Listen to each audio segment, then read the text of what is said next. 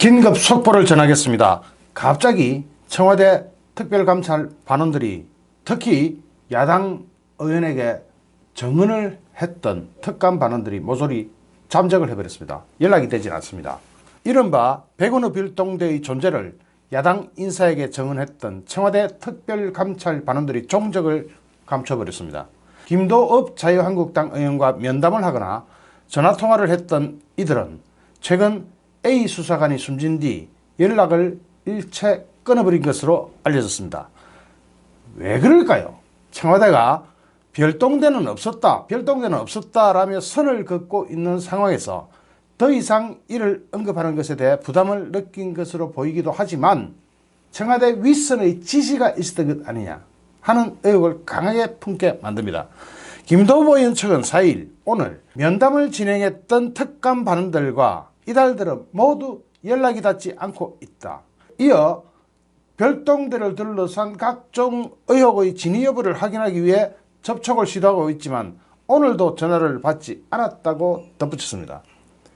김 의원은 지난달 26일에서 30일 청와대 반부패 비서실 소속 특감 반원들을 상대로 유선 및 대면으로 면담을 진행해 왔습니다.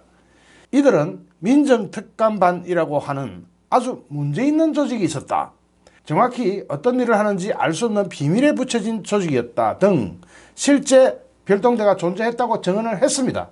이들은 고래고기 사건을 두고 불거진 검찰과 경찰의 갈등을 해결하기 위해 특감 반원들이 울산에 내려갔다는 노영민 대통령 비서실장의 해명에 대해서도 명백한 거짓말이라며 강하게 반박하기도 했던 바로 그 특감 반원들입니다. 또 별동대의 구체적인 업무 내용은 모르지만 A 수사관으로부터 우리가 하는 일은 굉장히 어렵고 힘들고 중요한 일이라며 그런 뉘앙스의 말을 들었다며 그런 취지의 발언도 면담 과정에서 나온 것으로 전해졌습니다.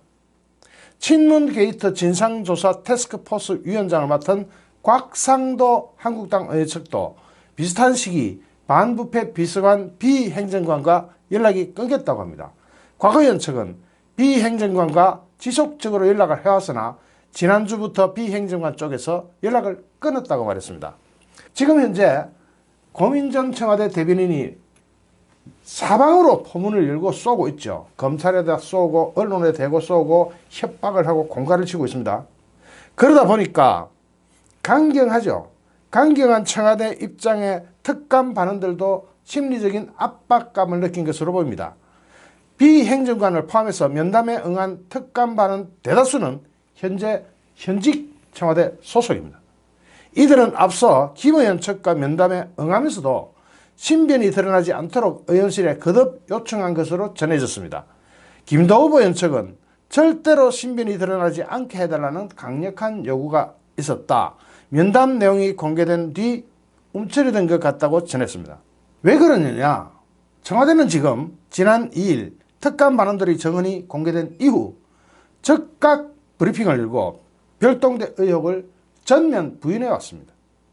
청와대 하명수사 의혹이 제기된 이후 구체적인 언급을 삼가던 청와대가 적극적으로 대응에 나선 겁니다. 이게 최초입니다. 고민정 대변인은 당시에 별동대라든지 하는 등의 억측 보도는 전혀 사실이 아닙니다 라고 말했습니다. 그렇다면 현직 청와대 특감 반원이 야당 국회의원들에게 정언을 하면서 별동대가 있었다, 특별한 일을 했다고 정언한 것은 뭐가 됩니까? 이분들 역시 혹시나 생명이 위험한 것은 아닐까 하는 걱정이 듭니다.